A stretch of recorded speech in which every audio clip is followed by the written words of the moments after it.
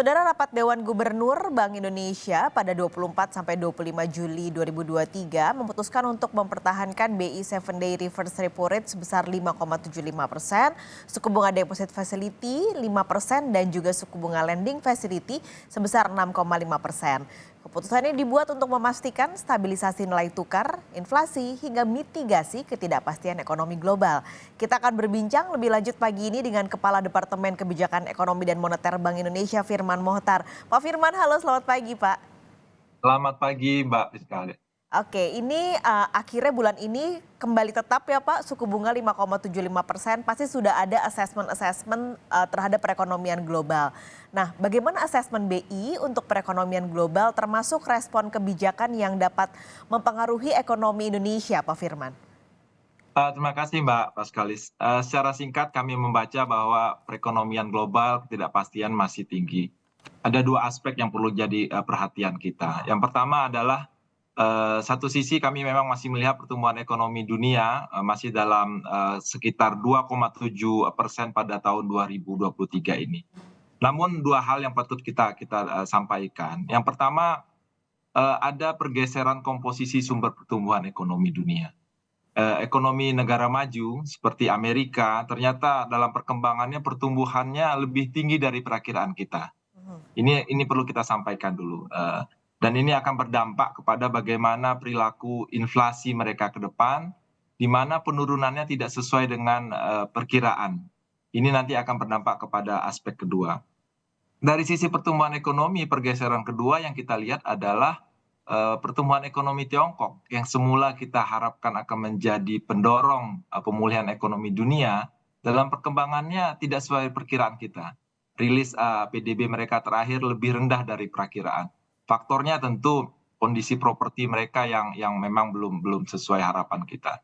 Gambaran ini pada gilirannya tempat kami sampaikan menimbulkan ketidakpastian dari sisi pertumbuhan ekonomi. Kedua adalah dampak dari inflasi Amerika yang tinggi tadi. Akibatnya adalah fenomena yang seperti banyak kita sampaikan sebelumnya, fenomena higher for longer itu akan terjadi. Kita sudah lihat Fed Fund Rate sudah meningkat kemarin di bulan Juli ini 25 basis point. Kami perkirakan akan ada tambahan sekali lagi ke depan. Jadi kedua gambaran ini, satu sisi komposisi pertumbuhan ekonomi dunia memang ada pergeseran, sisi lain suku bunga dunia khususnya di negara maju masih tinggi termasuk di Eropa, di UK. Ini pada gilirannya berpengaruh terhadap bagaimana persepsi pemilik modal dunia. Ada ketidakpastian di pasar keuangan global yang berdampak kepada aliran modal ke negara berkembang termasuk Indonesia, dan berdampak kepada pergerakan mata uang di negara berkembang. Dan gambaran ketidakpastian ini tentu perlu kita respon dengan baik sehingga tidak berdampak, memberikan dampak lanjutan kepada perekonomian domestik, Mbak Paskalis. Oke, meskipun tentu harapannya tidak ada dampak rambatan yang cukup dalam ke pertumbuhan ekonomi di Indonesia, tapi pasti sedikit ada dampaknya Pak ke ekonomi Indonesia. Nah, sebentar lagi kita akan memasuki untuk ekonomi domestik triwulan 2. Ini bagaimana proyeksi BI Pak? Lalu faktor apa saja yang kira-kira sampai akhir tahun akan menopang pertumbuhan ekonomi Indonesia? Baik, makasih. Satu hal yang menggembirakan, bacaan kami terkini terkait dengan ekonomi kita di triwulan kedua kemarin, kami melihat perekonomian Indonesia lebih baik dari perakiraan kami. Berbagai indikator dini menunjukkan peningkatan seperti PMI, consumer confidence, business confidence ternyata lebih tinggi. Juga indikator-indikator lainnya seperti penjualan retail itu lebih tinggi. Beberapa faktor yang kami identifikasi mempengaruhi bahwa triwulan kedua ini akan lebih tinggi adalah stimulus dari pemerintah ke aparatur sipil negara di ASN dengan gaji 13.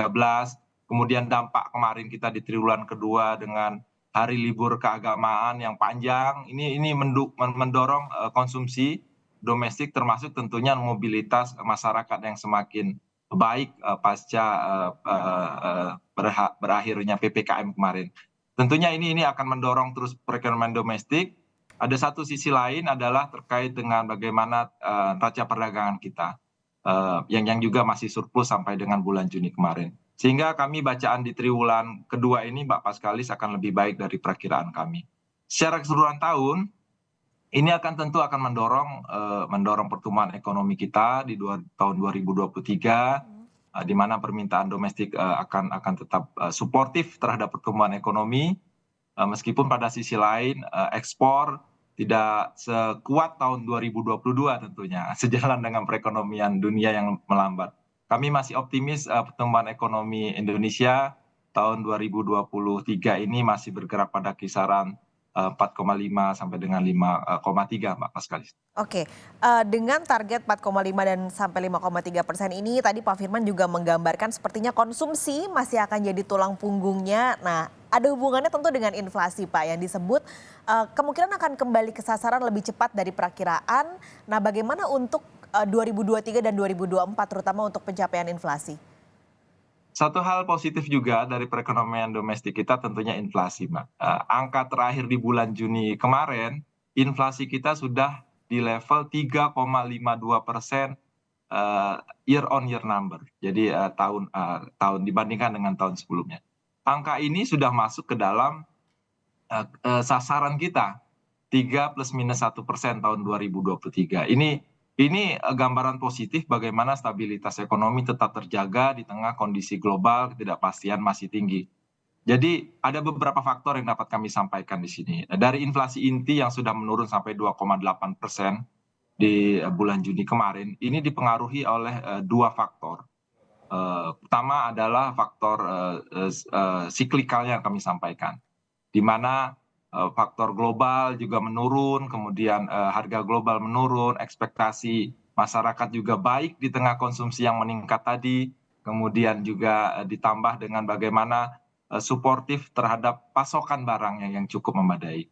Dari sisi struktural kami juga melakukan identifikasi bahwa memang bagaimana konsistensi kebijakan moneter ini untuk memitigasi risiko perekonomian khususnya harga ini memberikan dampak ekspektasi masyarakat yang terus terjangkar ke depan.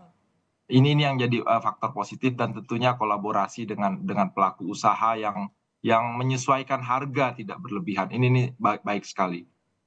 Faktor yang juga mendukung adalah terkait dengan volatile food. Volatile food kita lihat bahkan year on year number-nya 2,1%. Faktor yang mempengaruhi dan ini memberikan dampak positif adalah bagaimana koordinasi kita dengan pemerintah dalam pengendalian harga pangan melalui GNPIP, Gerakan Nasional Pengendalian Inflasi Pangan. Ini satu sisi akan mengendalikan volatile food kita, sisi lain dia akan berdampak kepada inflasi inti yang tetap rendah tadi, Mbak Paskalis. Jadi secara keseluruhan inilah yang berpengaruh terhadap inflasi kita yang masih stabil bahkan sudah masuk ke dalam sasaran.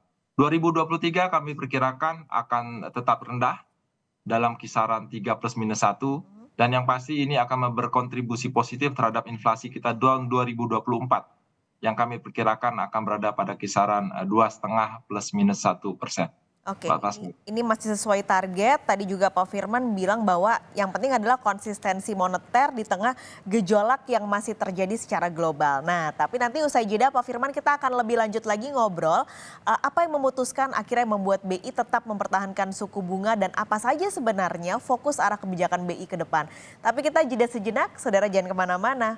Kompas Bisnis akan segera kembali. Kompas Bisnis masih bersama Kepala Departemen Kebijakan Ekonomi dan Moneter Bank Indonesia Firman Mohtar. Pagi ini Pak Firman ngobrol-ngobrol lagi. Jadi kalau bulan ini BI akhirnya tetap mempertahankan suku bunga 5,75%. Nah, apa yang jadi pertimbangan Pak kenapa akhirnya tetap 5,75% dan sampai akhir tahun berarti sekitar 6 bulan ke depan apa yang jadi fokus arah kebijakan BI? Jadi Mbak Paskalis, kita tadi sampaikan, diskusikan mengenai ketidakpastian global yang masih tinggi. Dan ini kita khawatirkan bisa berpengaruh terhadap aliran modal dan juga stabilitas nilai tukar rupiah. Sehingga apa yang kami lakukan di RDG minggu yang lalu, Bank Indonesia menetapkan BI 7 days reverse repo rate, suku bunga kebijakan kita pertahankan pada level 5,75.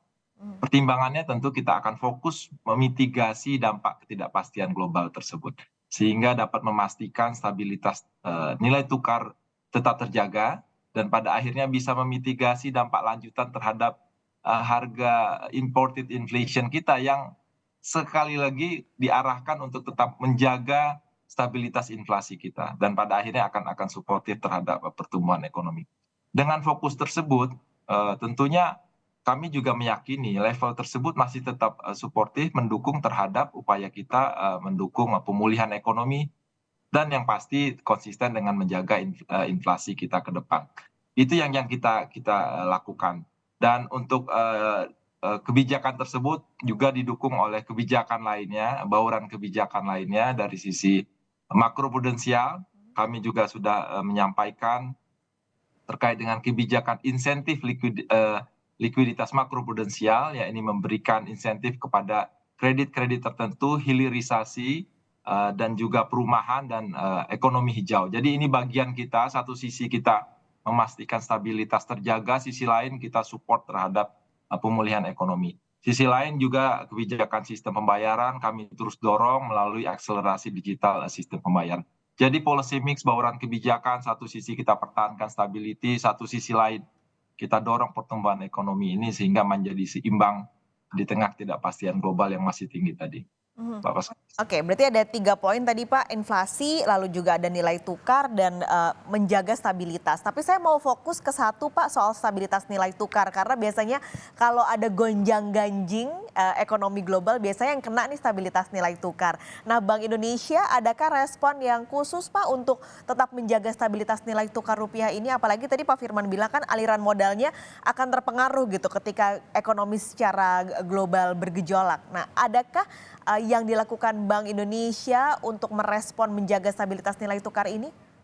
Oke, yang pasti kebijakan moneter akan konsisten menjaga stabilitas harga, stabilitas nilai tukar dan SSK turut mendukung SSK stabilitas sistem keuangan. Konsistensi ini menjadi penting karena akan berpengaruh terhadap persepsi investor terhadap perekonomian kita ke depan. Lebih spesifik lagi untuk nilai tukar, kami melakukan kebijakan pertama terkait dengan triple intervention, adalah memitigasi bagaimana volatilitas nilai tukar rupiah di pasar. Triple intervention melalui intervensi kami di pasar spot, melalui intervensi kami di DNDF, domestic NDF, melalui juga bagaimana kami mengelola intervensi di pasar SBN. Dan ini tentunya didukung juga oleh bagaimana kita melakukan twist operation, bagaimana pengelolaan terhadap yield kita yang pada gilirannya akan berpengaruh terhadap imbal hasil kita. Secara keseluruhan kami melihat ke depan pada saat ketidakpastian global sudah turun, sejalan dengan mulai akan berakhirnya kebijakan moneter ketat di negara maju, kita harapkan akan berakhir pada bulan September. Kami perkirakan nilai tukar rupiah akan kembali menguat. Posisi sekarang pun kita secara year to date dibandingkan dengan awal tahun, posisi kita kursnya masih menguat dan lebih baik dibandingkan dengan mata uang regional. Mengapa kami yakin ke depan masih menguat? Tentunya prospek pertumbuhan ekonomi kita tadi saya sampaikan masih tetap baik, relatif lebih baik dibandingkan negara-negara di region. Kemudian imbal hasil kita juga baik, yang kemudian juga inflasi kita rendah, dan ini juga ditopang oleh persepsi yang semakin baik. Ada kabar baik yang kita dapat minggu lalu adalah kenaikan rating kita dari RNI, lembaga rating di Jepang, yang menaikkan bagaimana outlook kita dari stabil menjadi positif. Ini cerminan positif dari kita. Kemudian kami juga meyakini bahwa kebijakan pemerintah terkait dengan PP 36 2023 terkait dengan DHI ini bisa juga suportif terhadap pasokan falas domestik yang pada gilirannya akan semakin mendukung upaya kita menjaga stabilitas nilai tukar rupiah. Mas Kalis. Oke, ini tentu apa yang sudah dicapai mempertahankannya menjadi lebih baik. Tidak kalah penting adalah sinergi dengan otoritas terkait. Ada KSSK, ada BI, LPS, OJK bersama Kemenkyu Pak untuk menjaga stabilitas keuangan dan mendorong pertumbuhan ekonomi ini. Nah, apa yang akan dilakukan, sinergi apa yang akan dilakukan bersama-sama Bank Indonesia dan otoritas-otoritas tadi Pak? Mbak Paskalis mengangkat hal yang penting. Semua ini tentunya akan disupport oleh bagaimana kita memperkuat sinergi dengan pemerintah, baik pemerintah pusat maupun pemerintah daerah. Dari pemerintah pusat dan daerah tentunya kita akan support, kita akan koordinasikan bagaimana menjaga stabilitas harga. TPIP, tim pengendalian inflasi pusat, tim pengendalian inflasi daerah, yang di dalam kerangka GNPIP-nya akan terus didorong. Ini untuk penting bagaimana kita mengendalikan inflasi pangan, karena ini akan berpengaruh terhadap keseluruhan inflasi nasional. Yang kedua tentunya kita akan terus koordinasi dengan pemerintah bagaimana mendorong pertumbuhan ekonomi. Makanya kami tadi ada bauran kebijakan juga untuk mendorong pertumbuhan ekonomi melalui kemudian koordinasi kita bagaimana mensinergikan secara optimal kebijakan moneter dengan kebijakan fiskal. Dan yang terakhir kita juga bagaimana mendukung stabilitas sistem keuangan melalui koordinasi erat di dalam KSSK, Mbak Paskalis. Oke, jadi ini semua untuk dilakukan kembali bahwa untuk mempertahankan nilai tukar, menyasar inflasi tetap pada targetnya dan menjaga stabilitas. Terima kasih banyak Pak Firman Mohtar, Kepala Departemen Kebijakan Ekonomi dan Moneter Bank Indonesia, sudah bergabung pagi ini di Kompas Bisnis. Sampai ketemu lagi Pak, sehat selalu.